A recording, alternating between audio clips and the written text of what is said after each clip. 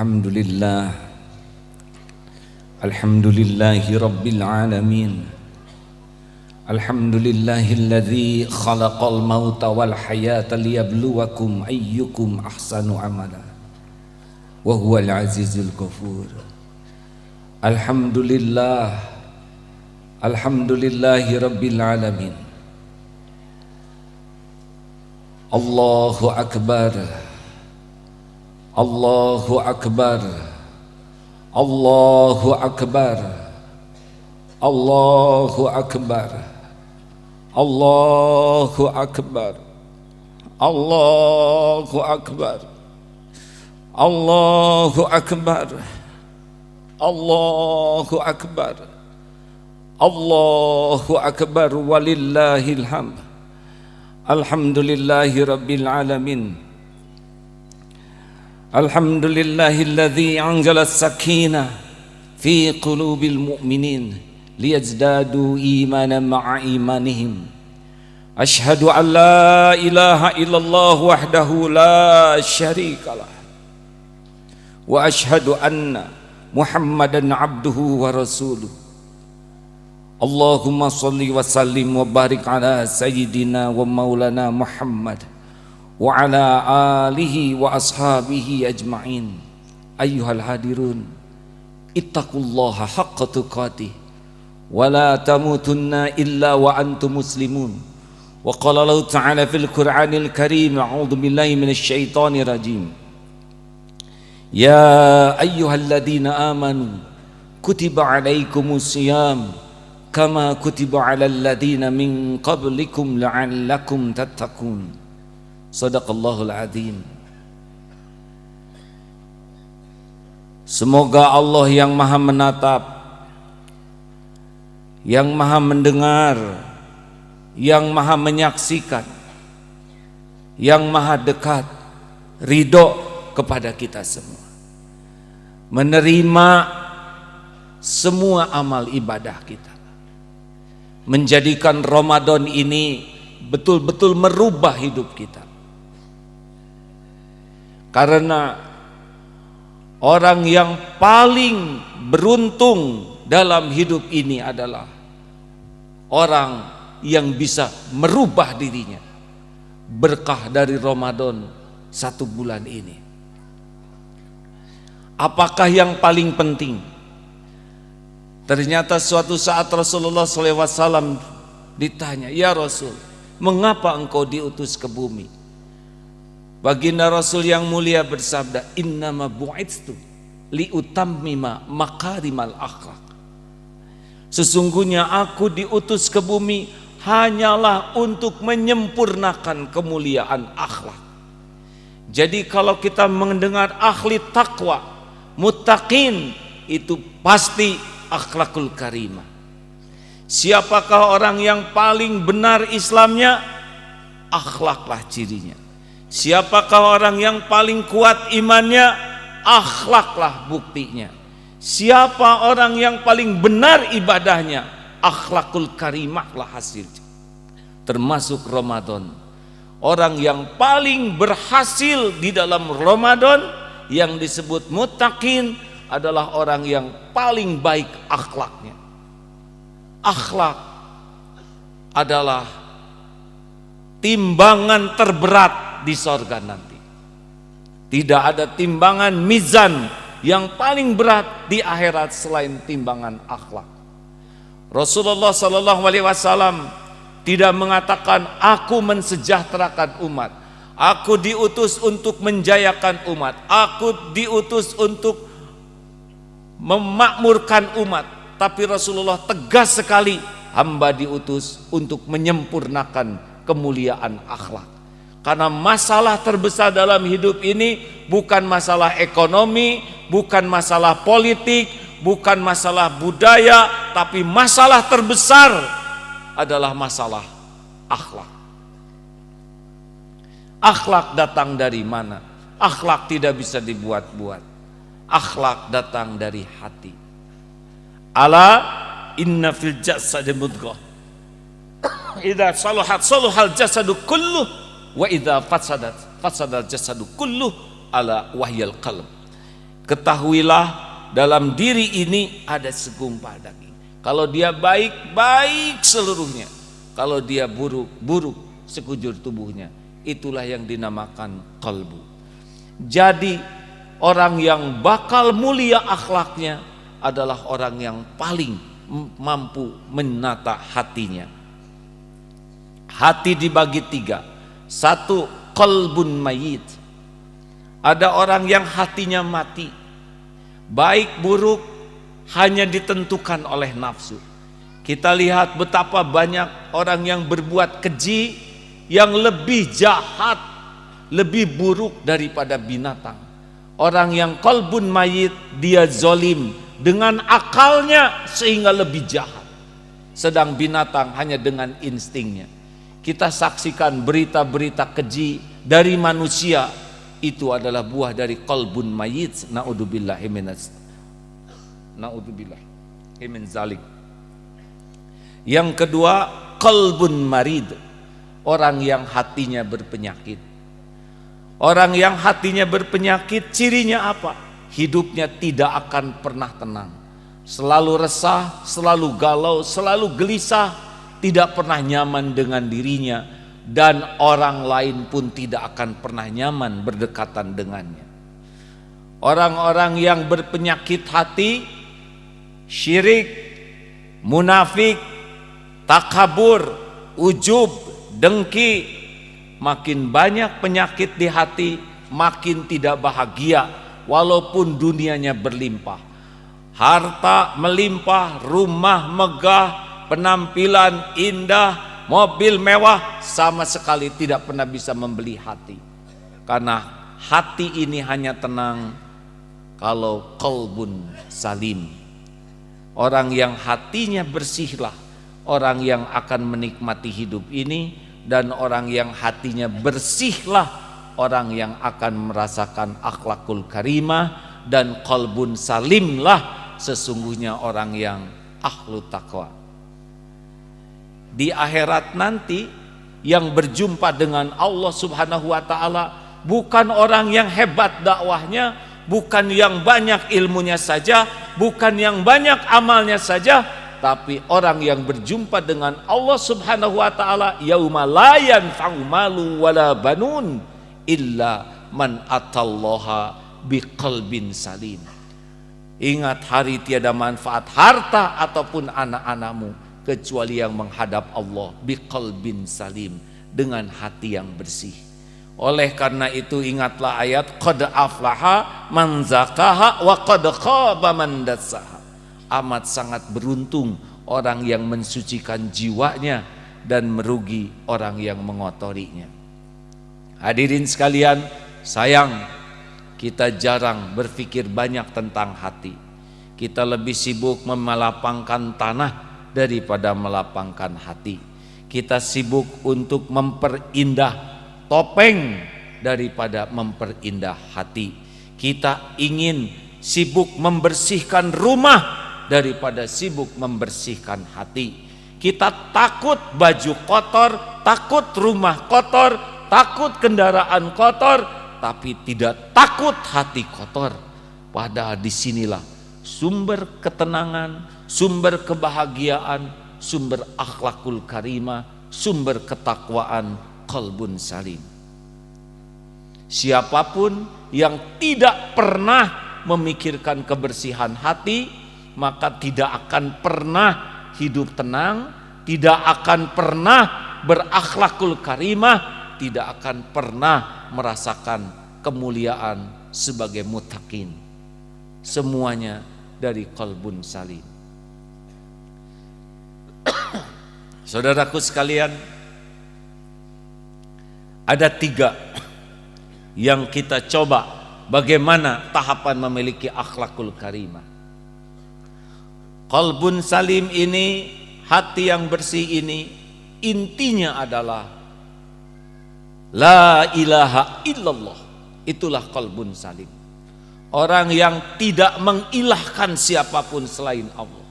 Orang yang ingin hatinya bersih, yang pertama adalah harus bisa menghilangkan semua alihah, Tuhan-Tuhan yang selama ini ada di hati kita. Siapakah yang disebut ilah?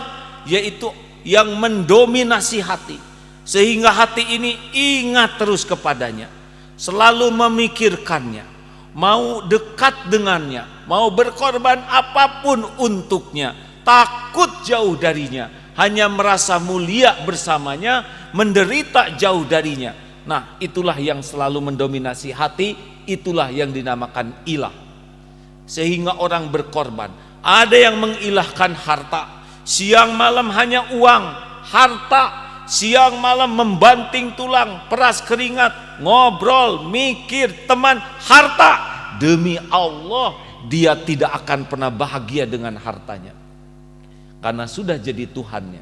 Walaupun dikasih oleh Allah banyak triliunan, satu yang tidak akan pernah diberi, ketenangan jiwa. Kalau di sini sudah tidak ada ketentraman, akhlak pun akan sirna. Ada yang menuhankan pangkat, lihatlah orang menuhankan jabatan. Ada yang menuhankan popularitas, mau menjual diri asal demi popularitas. Ada yang menuhankan pujian orang, dia mau mencicil apapun, hidup tidak normal hanya demi dinilai oleh orang. Ada yang menuhankan syahwat, ada yang menuhankan nafsu, ada yang menuhankan suaminya, ada yang menuhankan istrinya, ada yang menuhankan dirinya sendiri. Nauzubillahi min dzalik. Orang yang punya ilah yang lain selain Allah tidak pernah tenang, harus sirna dulu. Suami hanyalah ladang amal, bukan sumber kebahagiaan, bukan sumber kemuliaan. Ketika suami turun di hati bukan sebagai segala-galanya, maka hidup lebih tenang. Suami sebagai Tuhannya pasti menderita bagi istri yang menuhankan suami. Sebaliknya juga begitu, istri adalah ladang amal, bukan segala-galanya. Uang adalah rezeki yang sudah diatur oleh Allah. Uang adalah kertas pindah, ketika menjemputnya dengan niat yang benar jadi amal, niat cara benar. Ketika sudah dapat dibelanjakan di jalan yang benar jadi amal. Ada saat diberi, ada saat ditahan, ada saat diambil. Orang yang tidak menuhankan uang rileks sekali, yakin rezeki pasti ada. Orang yang tidak menuhankan jabatan, saya belum tentu sanggup memikul jabatan itu. Ya Allah, tu'izzu man tasya wa tudillu man tasya, biyadikal khair. Allah yang mengangkat derajat, Allah yang menurunkan derajat seseorang. Ya Allah, sekiranya jabatan ini baik untuk dunia akhirat saya mudahkan, kalau tidak jangan. Tidak ada ambisi kepada jabatan, yang ada adalah ambisi kepada keridhaan Allah. Enteng. Mutasi kecil, PHK kecil bagi orang yang yakin Allah sebagai Tuhannya. Oleh karena itulah hadirin sekalian, tanpa tauhid tidak ada qalbun salim. Tanpa tauhid tidak ada akhlakul karimah. Tanpa tauhid tidak ada takwa. Intinya adalah la ilaha illallah. Barakallahu li wa lakum.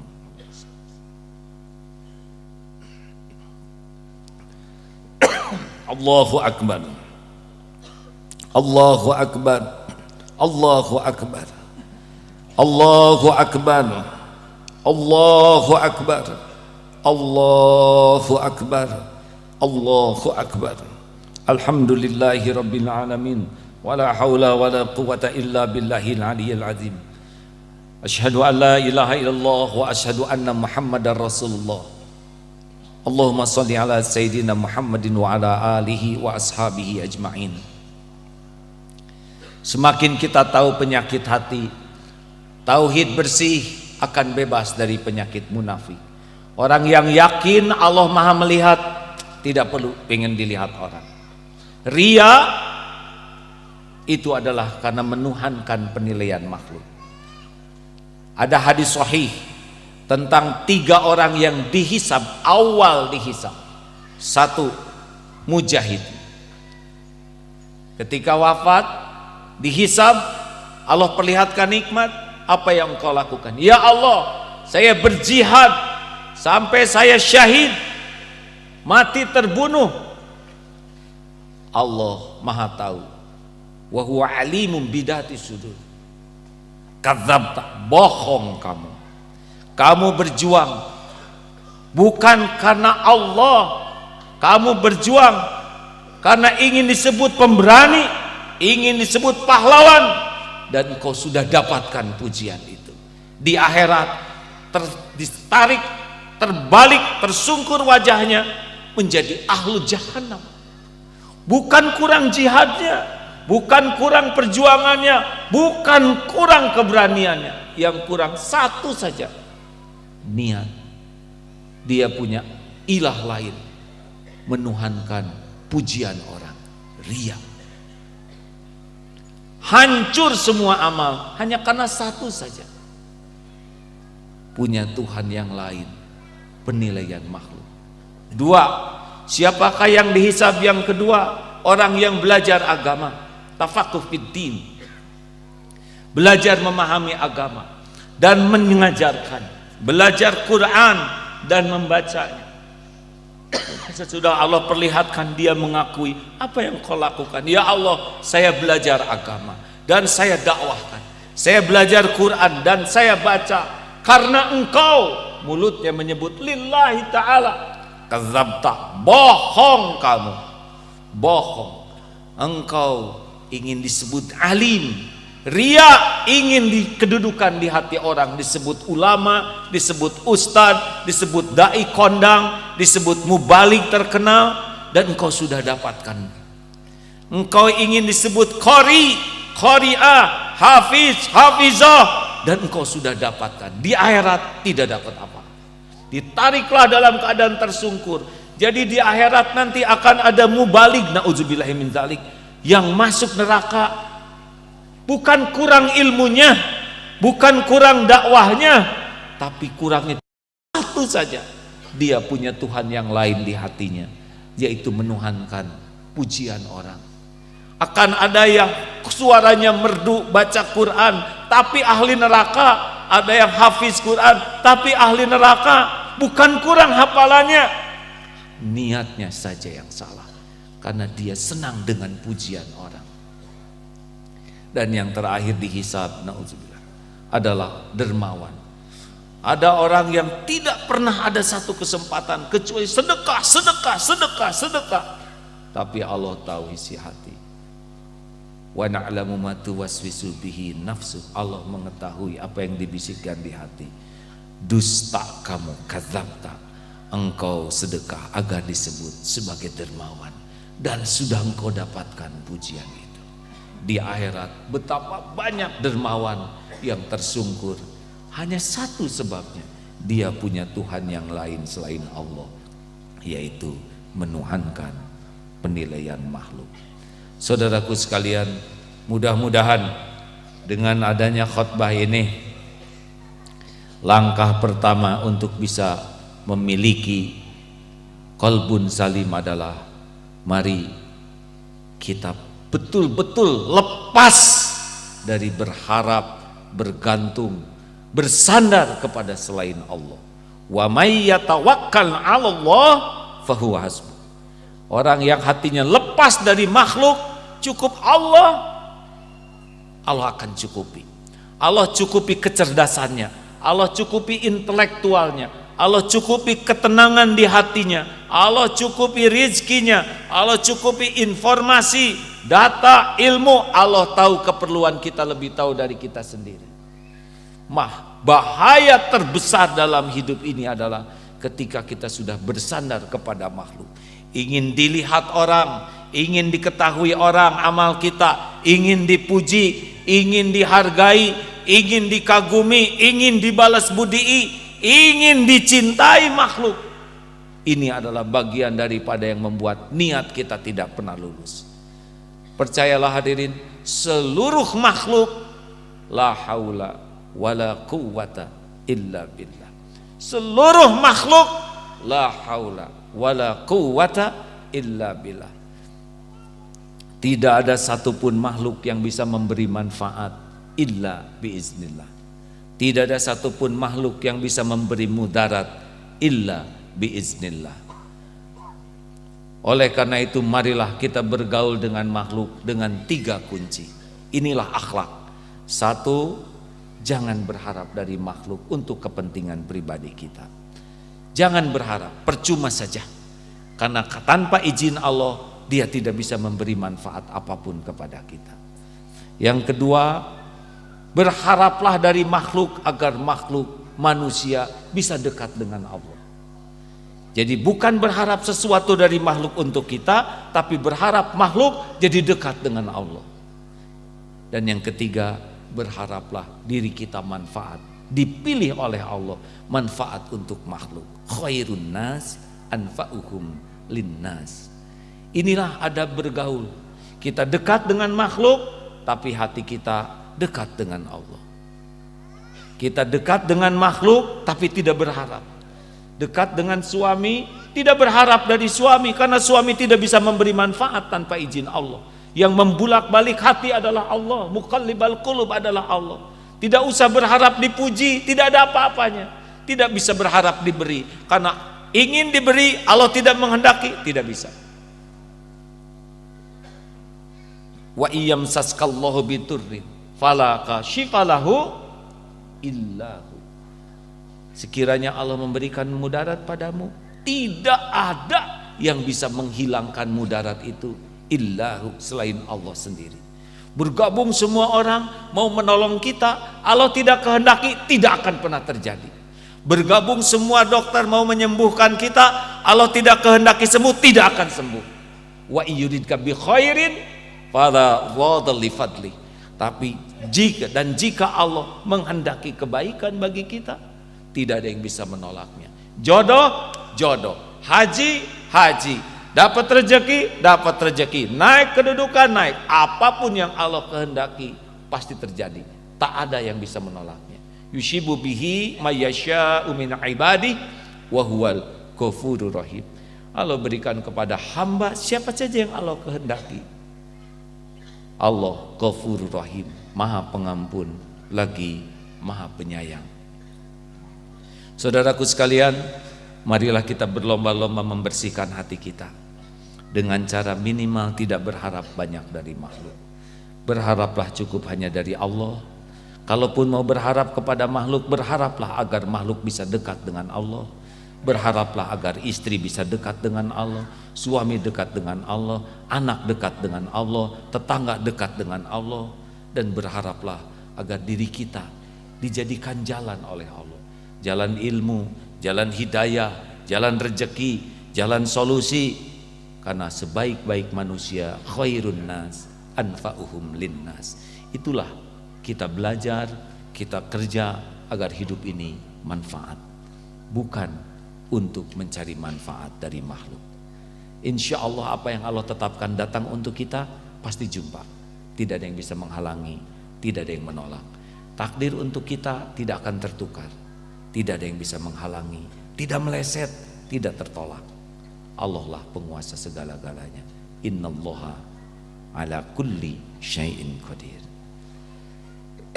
Alhamdulillahirabbil alamin. Allahumma salli wa sallim wa barik ala sayyidina Muhammad wa ala alihi wa ashabihi ajma'in. Allahumma ighfir lil mu'minina wal mu'minat wal muslimina wal muslimat al ahya'i minhum wal amwat. Allahumma ighfir lana wa li walidina warhamhum kama rabbawna shighara. Rabbana taqabbal minna siyamana ya Allah wa qiyamana wa salatana ya arhamar rahimin. Rabbana taqabbal minna innaka antas samiul alim wa tub alaina innaka antat tawwabur rahim. Ya Allah ya arhamar rahimin, ya Allah ya dzal jalali wal ikram, ya Allah ya sami ya bashir ya qarib ya syahid.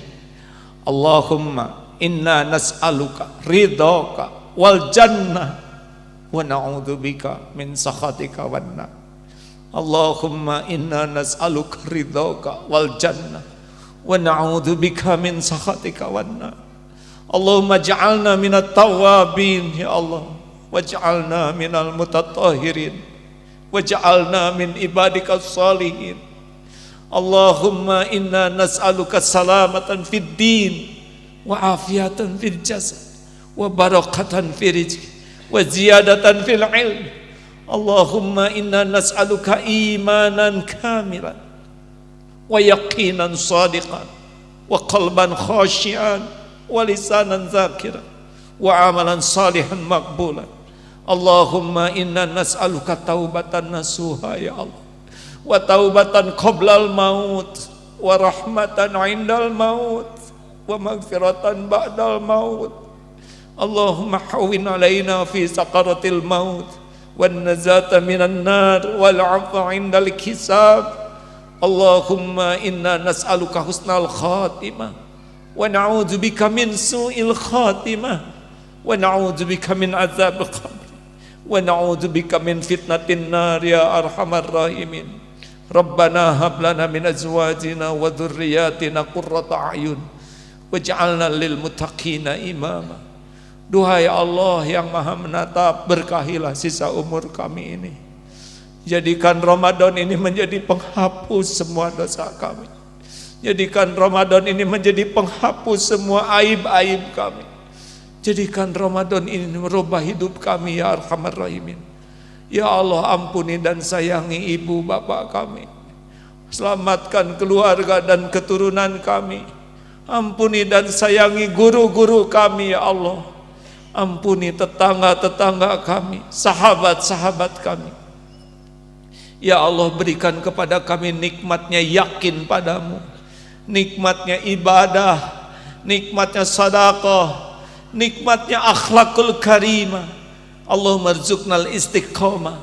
Karuniakan kepada kami ya Allah nikmatnya istiqomah. Ya Allah, jadikan umur yang tersisa ini Engkau jauhkan dari fitnah, bala wal musibah. Engkau lindungi kami semua dari su'ul khatimah. Rabbana atina min ladunka rahmah wa hayyi lana min amrina rasyada. Rabbana la tuzigh qulubana ba'da idh hadaitana wa hab lana min ladunka rahmah innaka antal wahhab. Jangan cabut nikmat iman ini ya Allah. Jangan cabut nikmat Islam ini. Ya Allah, wafatkan kami semua husnul khatimah. Lindungi kami semua dari mati su'ul khatimah.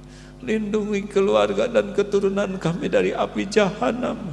Lindungi sisa umur kami dari bala fitnah wal musibah.